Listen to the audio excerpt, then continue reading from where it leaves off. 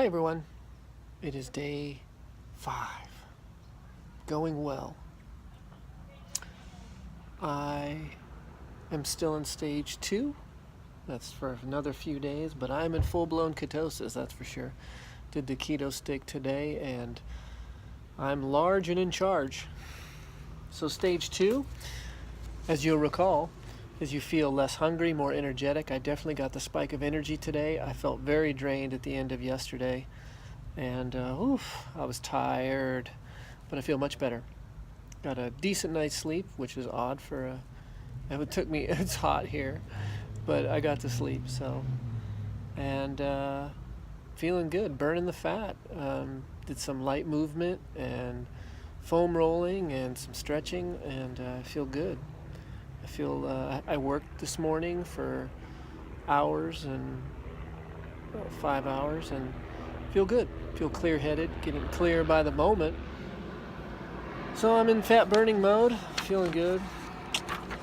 Cleansing. You can feel as you go deeper into a fast the detox. I feel like my skin, and if you read about it, the longer you're in a fast, the more horrible you look until you regenerate after the healing, and then when you start to refeed, the elasticity returns to your skin. But in the meantime, you'll get to see how crappy I look over the days to come. I have a family event that lasts Tuesday through Sunday, and I won't be active per se, but it'll be interesting because it's called Dancerpalooza with the Travis Wall Experience for my 14-year-old daughter. And it'll be very interesting. We're paid, we get to observe, we're VIP observers. So that shall be interesting as I continue my fast. What I am experiencing also is the dizziness. I have, you get up too fast, and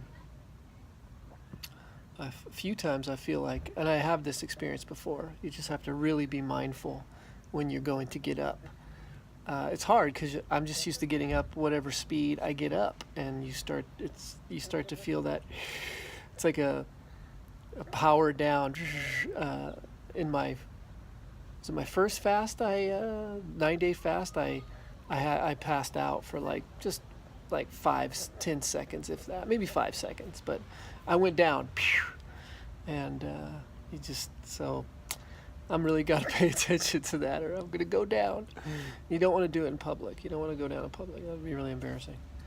But, so, continuing stage 2 for another couple days. It says 3 to 5, 3 to 7, 7, yeah. So, probably last till about day 7, and the changes will start to happen where I get to stage 3, which is 8 to 15 days, so very excited. Where the clear-mindedness, they call it, the fasting high begins. I'm ready. So I wanted to talk briefly about they talk about the benefits of fasting, of extended fasts. I've already talked about the healing. I'm trying to see if there would be some healing for my eyes, because as I grow older, my eyes diminish greatly as I go to read. I'm good at seeing far, but up close, especially it depends on the light. Lighting matters a lot. And I've read some of the stuff about getting rid of your glasses, and I'm trying, but man, it doesn't seem to be working. I need up close, and I'm a big reader, so my eyes just get diminished after a while. But I'm going to try to, read with less glasses as time goes on. And I've practiced that anyway, doing the eye exercises, what have you. So some of the, fasting for healing, they found that it's very effective for treatment of type 2 diabetes because it creates that insulin sensitivity. Fat stores in your body get burnt up. There's long-term effects of our metabolism. Fasting can be found one of the most effective treatments for obesity. Well, you're burning the fat.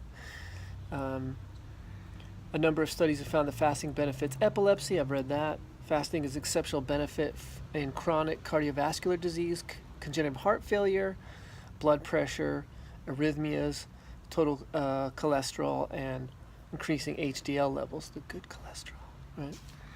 An 88 study showed that 88 people with acute pancreatitis and fasting found to work better than any other treatment. Cool. It's effective for osteoarthritis and rheumatoid arthritis.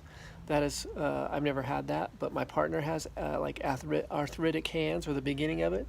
She's only in her mid 40s, early to mid 40s, and she's found that to be very effective. That when she fasts and stays more ketogenic diet, very vegan ketogenic diet, the inflammation goes away. So the inflammation, that's a big anti-inflammatory, is burning out the fat and cleaning out the body. Autoimmune diseases such as lupus, rosacea, chronic, I can't pronounce that word, sorry. Yeah, so I've experienced that. I've had my share. Like, I still have a little, I get this from when I eat poorly, these little, like, discoloration, the rosacea, goes away when I fast. It goes away when I don't eat a lot of carbs. It goes away when I eat very clean. Severe toxic contamination can be shown significant help by fasting.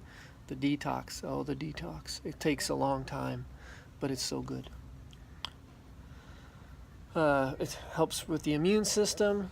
Studies have found that the increased macrophage activity, increased cell mediated immunity, etc., etc. Yeah. So it really helps with restoring your immune system. And then if you eat clean, a whole food, plant-based mainly, it gets even better. They say, so here's the other diseases have responded to fasting are psychosomatic diseases, neurogenic bladder, psoriasis, ulcers, fibromyalgia, irritable bowel syndrome, inflammatory bowel disease, chronic asthma, which I've had some asthma, but it gets a lot better. Allergies for me too are big, and they decrease rapidly with the fasting and with eating well. And I do intermittent fasting all the time. When I do it, you can't extend the fast all the time. Intermittent fasting really helps. So, historical claims that fasting increased lifespan is the beginning of the garner some support.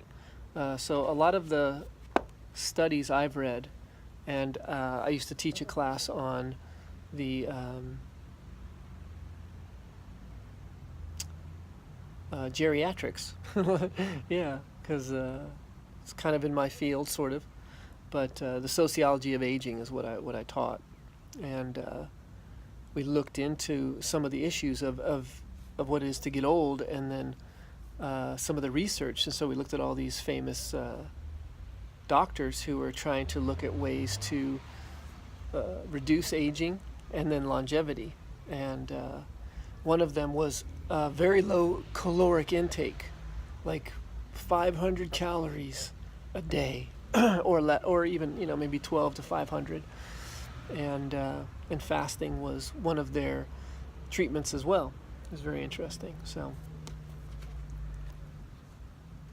that's some of the incredible benefits. It says, although the use of fasting in treatment cancer is controversial, there's some emerging data that says it helps prevent fasting. Intermittent fasting 2 days a week has been shown to have an inhibitory effect on the development of liver cancer in rats.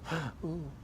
Now this is all from this book I like. This is less about the science of it and more about the spiritual and physical, emotional rejuvenation. There's tons of great books about fasting. Again, Dr. Furman's book I mentioned is really good. But this I just was reading recently, and good stuff. So